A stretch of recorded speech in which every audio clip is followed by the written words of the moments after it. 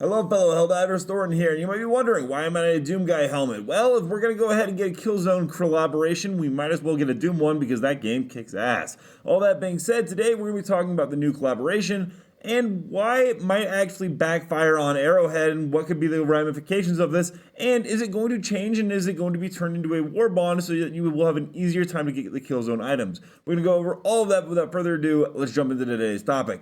So, Helldivers, we just got a new Superstore yesterday. We talked about it a little bit, but man, is the Helldivers community up in arms. And, well, I gotta be honest, I can't really blame them about it right now. Now, this new Superstore is a collaboration with Killzone. Unfortunately, this was originally planned as a war bond. You can see the premium war bond, Righteous Revenants, right here. But for whatever reason, they decided to go ahead and make it into a Superstore sale. And, well, I can tell you the reason. It's corporate greed. I'm looking right at you, Sony, because I think this is mainly a Sony decision. But regardless, like I said, the Helldivers community is pretty up in arms. When you look at the prices, they're pretty absurdly high. The weapon is 615 super credits. The armors are about 500. There's a cape for 310, a banner for 90, a helmet for 310. And that's one of the highest prices we've ever seen for a Superstore. And now that we are getting weapons actually sold in the Superstore, it's a little concerning. I'm gonna be honest, I don't mind the cosmetics and the skins for the characters being as expensive as they are. It is a collaboration, although I did want to note, I'm kind of confused on why it's the price it is. I pointed out on Twitter that because Sony's actually the publisher of both Helldivers and Killzone, there wouldn't be any licensing fees to make these cosmetics. So they kind of just went ahead and jacked up the price for whatever reason. It isn't like they had to go ahead and give a certain amount of the profits to Killzone developers, because that's actually not really how that works. They would have to give it to the publishing company, which they are, well, the publishers. And it's also kind of sad to see that the armor set is so expensive, because it probably does have some of the best passives in the game. It provides 50% resistance to fire, gas, acid, and electrical damage. So there's definitely a fear of missing out and also not being as good as your friends in the game if you don't get the armor. And it's this weird trend with Helldivers 2 that whenever they launch something really, really cool and everyone's like, we're back, well, then something really bad happens, such as the buffs and nerfs after the escalation to freedom, or the PSN store debacle. Now we got the Superstore issue with all this going on all over again. What's important to know is this isn't going to be the only Killzone store that we're going to be getting, by the way. They did go ahead and put out something that said, as we're not quite ready to roll out a full redesign, we're going to temporarily test longer rotations with Killzone, which will stick around for 5 days per page. Instead, there will be 2 pages of items to explore. After this, the page rotation will go back to its usual cadence, and we'll be asking for your feedback on our test. If you think this is too short, or you want us to look into bringing items back for longer periods, we'll ask again for future surveys. So there is going to be a second page of this. I've already talked about it a little bit, but if you are a fan of this kind of Superstore, the stuff you can be looking for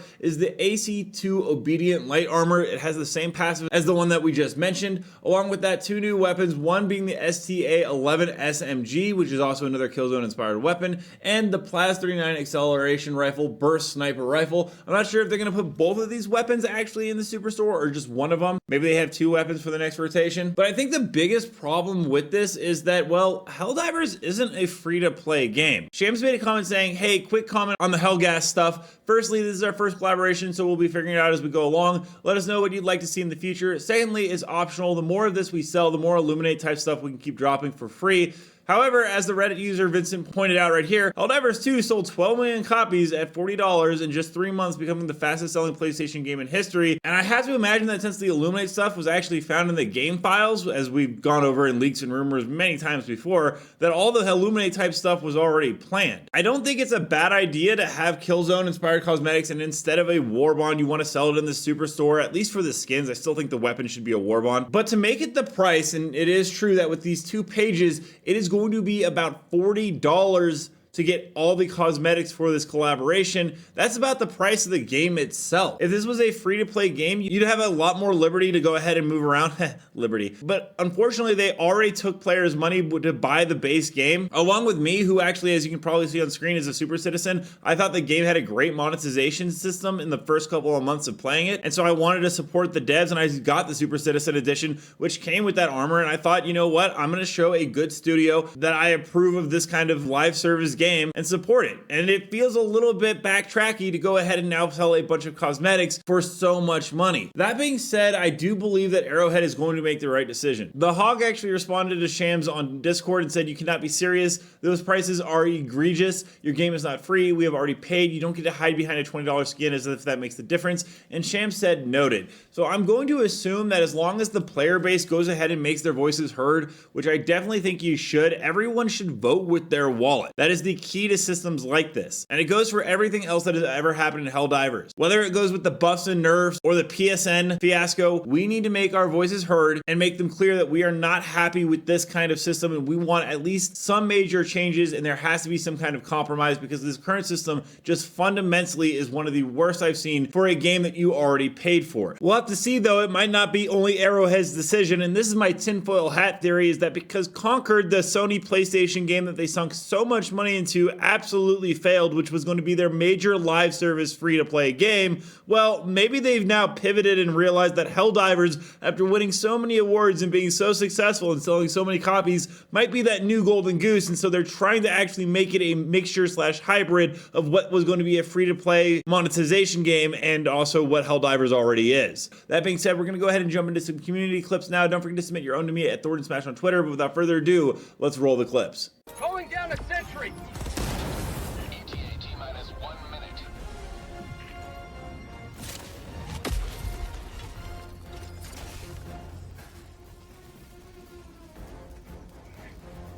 Tagging location.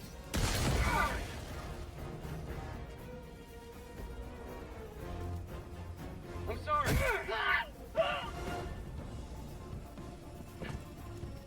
Stealing you! Split outpost spotted. Outpost destroyed.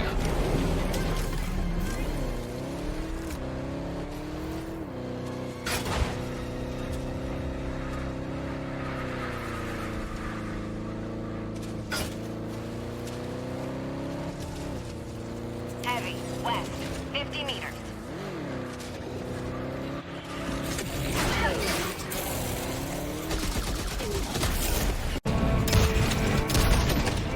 Say hello to democracy! Calling down a sentry! Calling down a sentry! Reloading!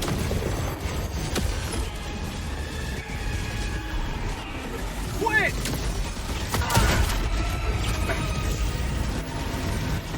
Freedom forever!